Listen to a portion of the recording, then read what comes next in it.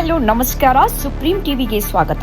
ಭ್ರಷ್ಟಾಚಾರದ ಕತ್ತಲೆಯ ಜಾಲದಲ್ಲಿ ಸಿಕ್ಕಿಬಿದ್ದ ಜನಪ್ರತಿನಿಧಿ.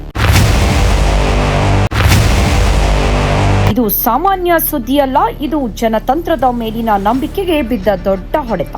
ಗದಗ ಜಿಲ್ಲೆ ಶಿರಹಟ್ಟಿ ತಾಲೂಕು ವಿಧಾನಸಭಾ ಕ್ಷೇತ್ರದಲ್ಲಿ ನಡೆದ ಈ ಪ್ರಕರಣ ರಾಜಕಾರಣವನ್ನೇ ನಡುಗಿಸುವಂತದ್ದು.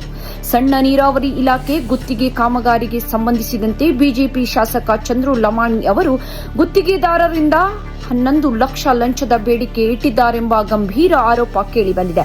ಗುತ್ತಿಗೆದಾರರು ಮೊದಲ ಹಂತದಲ್ಲಿ 5 ಲಕ್ಷ ನೀಡಲು ಸಮ್ಮತಿಸಿದ ಬಳಿಕ ಈ ವಿಷಯವನ್ನು ಕರ್ನಾಟಕ ಲೋಕಾಯುಕ್ತ ಅಧಿಕಾರಿಗಳಿಗೆ ತಿಳಿಸಿದ್ದಾರೆ. ಯೋಜಿತ ದಾಳಿ ವೇಳೆ ಲಂಚ ಸ್ವೀಕರಿಸುವ ಕ್ಷಣದಲ್ಲಿ ಶಾಸಕ ಚಂದ್ರು ಲಮಾಣಿ ರೆಡ್ ಹ್ಯಾಂಡ್ ಆಗಿ ಸಿಕ್ಕಿಬಿದ್ದಿದ್ದಾರೆ.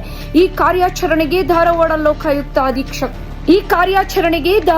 ಲೋಕಾಯುಕ್ತ ಅಧೀಕ್ಷಕ ಸತೀಶ್ ಚಿಟಗುಪ್ಪಿ ಹಾಗೂ ಎಸ್ ಸಿದ್ದಲಿಂಗಪ್ಪ ಅವರ ನೇತೃತ್ವದಲ್ಲಿ ತಂಡ ಕಾರ್ಯನಿರ್ವಹಿಸಿದ್ದು, ಶಾಸಕ ಆಪ್ತ ಸಹಾಯಕರು ಮಂಜುನಾಥ್ ಮತ್ತು ಗುರು ಕೂಡ ಲೋಕಾಯುಕ್ತರ ಬಲೆಗೆ ಬಿದ್ದಿದ್ದಾರೆ. ಇದಷ್ಟೇ ಅಲ್ಲದೆ ಲಕ್ಷ್ಮೇಶ್ವರದಲ್ಲಿರುವ ಶಾಸಕನಿಗೆ ಸೇರಿದ ಬಾಲಾಜಿ ಆಸ್ಪತ್ರೆಯ ಮೇಲೂ ಲೋಕಾಯುಕ್ತ ಅಧಿಕಾರಿಗಳ ದಾಳಿ ಮುಂದುವರಿದಿದೆ ಎಂಬ ಮಾಹಿತಿ ಲಭ್ಯವಾಗ್ತಾ ಇದೆ.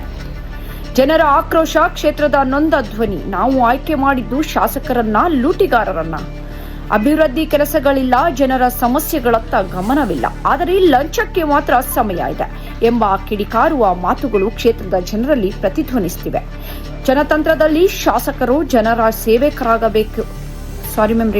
ಜನತಂತ್ರದಲ್ಲಿ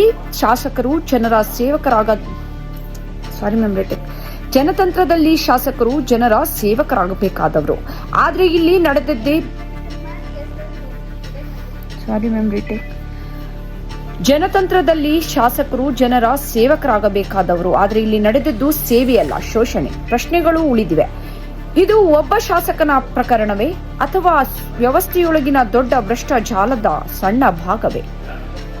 ಮುಂದಿನ ದಿನಗಳಲ್ಲಿ ಕಾನೂನು ಯಾವ ಮಟ್ಟಿಗೆ ಕ್ರಮ ಕೈಗೊಳ್ಳುತ್ತದೆ?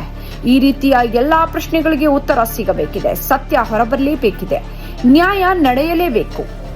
ವರದಿ ಸಂಜೀವ್ ಪೋತರಾಜ್. ಸ್ವಚ್ಛ ಸಮಾಜಕ್ಕಾಗಿ ನೋಡ್ತಾ ಇರಿ ಸುಪ್ರೀಂ ಟಿವಿ. ಶೇರ್ ಮಾಡಿ, ಲೈಕ್ ಮಾಡಿ, ಸಬ್ಸ್ಕ್ರೈಬ್ ಮಾಡಿ. ಸುಪ್ರೀಂ ಟಿವಿ, ಸತ್ಯದ ಧ್ವನಿ.